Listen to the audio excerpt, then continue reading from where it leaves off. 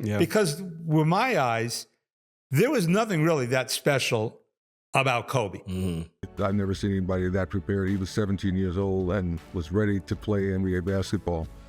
That's pretty amazing. His eyes, yo. His eyes he was so intent. He was savage at this shit. This is the untold story of what truly made Kobe Bryant great, and it comes straight from the one man who watched every second of his 20-year rise. Gary Vitti, the Lakers' legendary head athletic trainer for over 3 decades, just dropped a revelation on Byron Scott's Fast Break podcast. And it's the kind of bombshell that changes everything you thought you knew about Kobe. According to Vitti, the man behind the Mamba wasn't born with superhuman talent. In fact, he says there was nothing physically special about Kobe Bryant. The man who treated everyone from Kareem to Shaq to Magic Johnson looked at Kobe and saw an athlete who wasn't exceptionally big, wasn't exceptionally fast, didn't have a 42-inch vertical, and had less raw talent than guys like Tracy McGrady. How did this supposedly ordinary athlete end up with 5 rings while more talented players got 0? The answer involves Navy SEAL waterboarding, a horror movie obsession that'll make your skin crawl, and a level of psychological extremism that separated Kobe from every other elite athlete Vitti ever encountered. And after you hear what Vitti revealed in these 2 podcast episodes from November, you're going to understand why Kobe's greatness had absolutely nothing to do with talent. Before we get into the disturbing stuff, you need to understand who Gary Vitti is and why his word carries more weight than anyone else's when it comes to Kobe Bryant. Vitti wasn't some trainer who worked with Kobe for a couple seasons. He was there for the entire ride from start to finish, October 1984 through April 2016. That's how long Gary Vitti served as the Lakers' head athletic trainer, making him the NBA's longest tenured head athletic trainer when he retired. The man has a master's degree in sports medicine from the University of Utah, and Pat Riley recruited him when he was just 1 year away from finishing his PhD. 8 NBA championships, 12 trips to the finals, 13 different head coaches, and the NBA Trainer of the Year award in 1991 all happened on his watch. What Vitti witnessed during those 3 decades reads like a basketball history book, because he treated Kareem Abdul-Jabbar, Magic Johnson, Shaquille O'Neal, and Kobe Bryant through every injury and every triumph. But here's what makes his relationship with Kobe so special. They met at Kobe's first NBA training camp in Hawaii in 1996, when Kobe was just 17 years old, which means Vitti watched him grow up.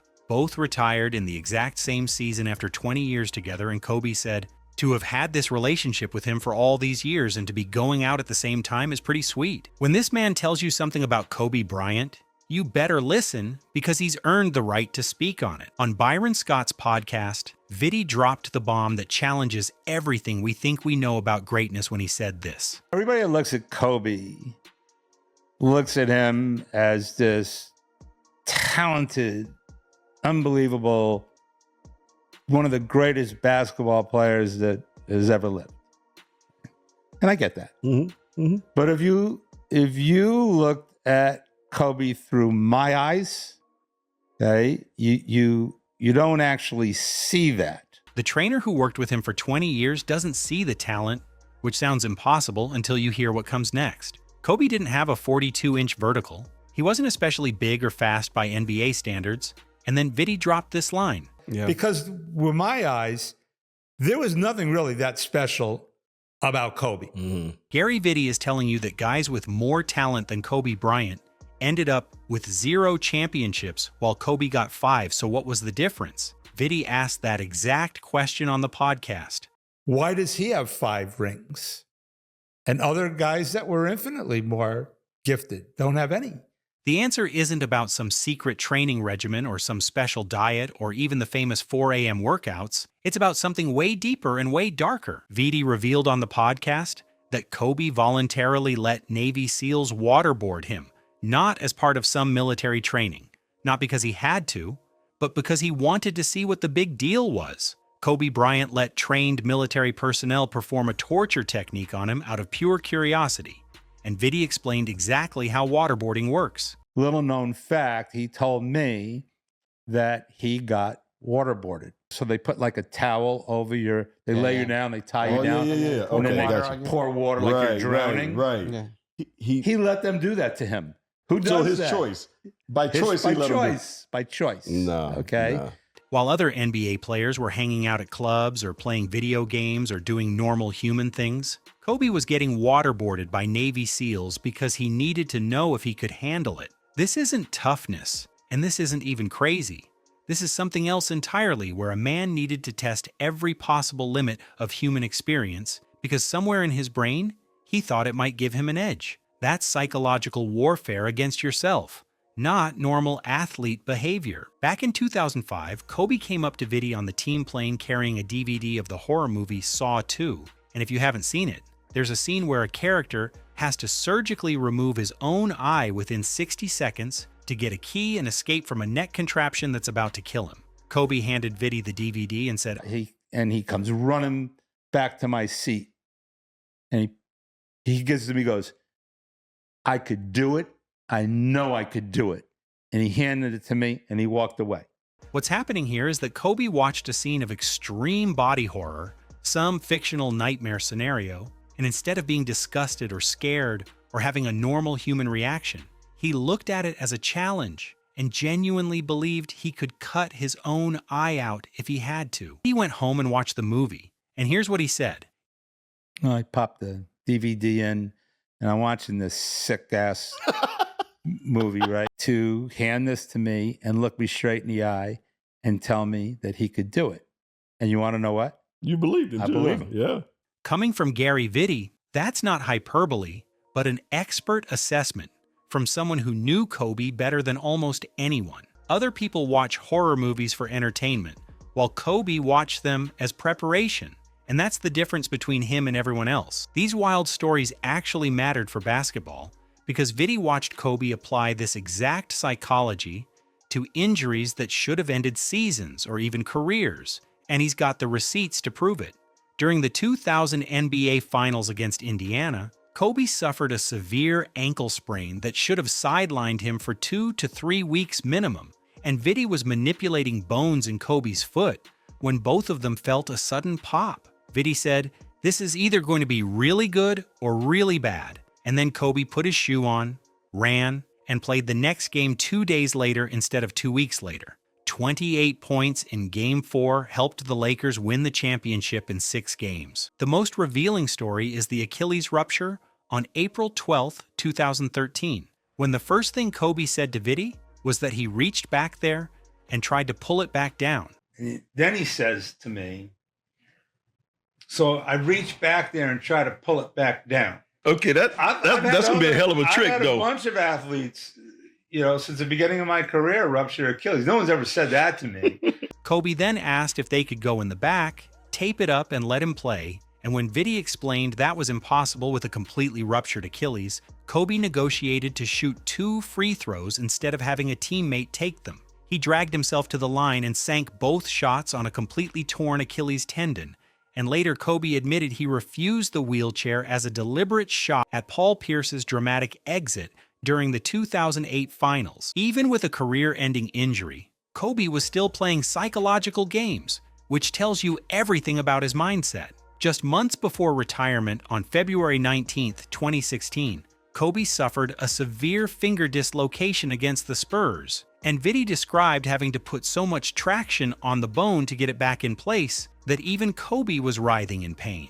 The second Vitti relocated the finger before he could even tape it, Kobe went back in the game and scored 25 points. Vitti revealed what Kobe did at halftime that separated him from every single teammate he ever had. And this explains why he actually won championships instead of just being tough. When the Lakers came in at halftime, every player did the same thing by grabbing their phones, checking tweets, looking at messages and emails, maybe grabbing some water. Kobe was in the training room with a laptop watching film from the first half to figure out how he could be better in the second half, and he did this every single game for 20 years. While Shaq was on his phone, Kobe was studying defensive rotations, and while Powell was checking messages, Kobe was analyzing his own missed shots.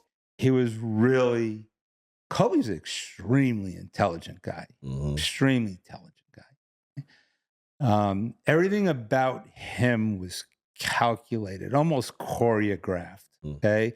Before he went out there, because he learned from not only his mistakes of others. Talent gets you to the NBA, but intelligence and obsession win championships.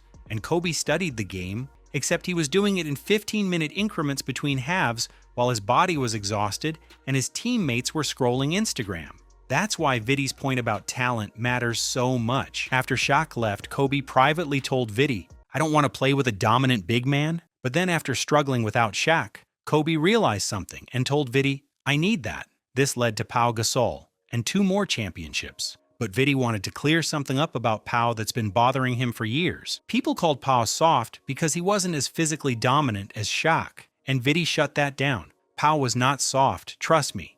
It was a style of play that he was a finesse player. Vitti also admitted something that should humble all of us who think we can spot talent, because when the Lakers traded Vlade Divac to Charlotte for 17-year-old Kobe Bryant, Vitti didn't see it. He said, "I didn't see it, I really didn't. Jerry West saw it." Which means even the expert who would spend 20 years with Kobe couldn't recognize what was coming. 33,643 career points, 4th all-time when Kobe retired, with an average of 25 points per game over 20 seasons. 5 championships, 18 All-Star selections, 1 league MVP, and 2 finals MVPs tell part of the story, but the individual performances tell you what Vitti was talking about. January 22nd, 2006 brought the 81-point game against Toronto, the second highest single game total in NBA history, where Kobe went 28 of 46 from the field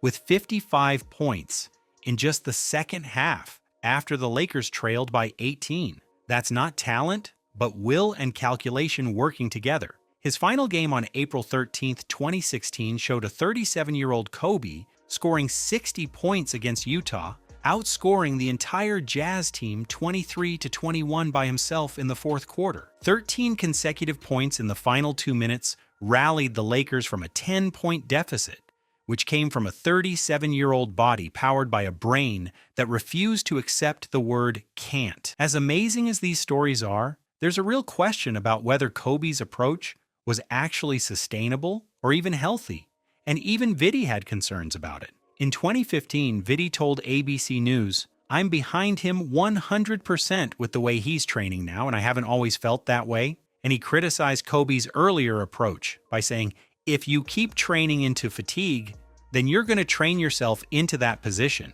Vitti also admitted he had to manipulate Kobe to get him to rest. "If I tell him not to play, that would convince him that he could play," which means the medical expert who dedicated his career to keeping players healthy couldn't use logic or science with Kobe. On the Achilles injury, Vitti rejected simple explanations but acknowledged the truth. Maybe the 48 minutes was part of the total attrition, which included playing in the 2012 Olympics without recovery time. And then he said something that should terrify anyone trying to copy Kobe's mentality. If he played 30 minutes a game, he still may have ruptured the Achilles. Sports psychologists have started questioning the Mamba Mentality, and Peter Olusoga from Sheffield Hallam University warned that misinterpretation of Kobe's approach could put players in a dark place and lead to overwork and burnout. CBS Sports asked a brutal question. For all the successful athletes Bryant has inspired to work while no one's watching, how many have failed by modeling his brashness and stubbornness without his Hall of Fame-level skill and smarts? Sleep science research directly contradicts Kobe's famous 4 a.m. workout regimen because studies show sleep deprivation significantly impairs aerobic endurance, explosive power, maximum force, speed, and skill control, with early morning waking having more negative impact than staying up late for certain athletes. Kobe's approach worked for Kobe, but Kobe was willing to get waterboarded by Navy SEALs and believed he could surgically remove his own eye. That's not a blueprint for success, but an outlier case study in psychological extremism that happened to align with elite basketball skills. At the end of the podcast, Vitti said something that cuts through all the mythology. I want people to know Kobe, not just the Mamba, because there was another side to him that the waterboarding and Saw stories don't capture. Vitti watched Kobe meet more than 200 children with life-threatening conditions through Make-A-Wish. and he described Kobe becoming a tender puddle of mush around them, which shows a completely different person than the one getting waterboarded.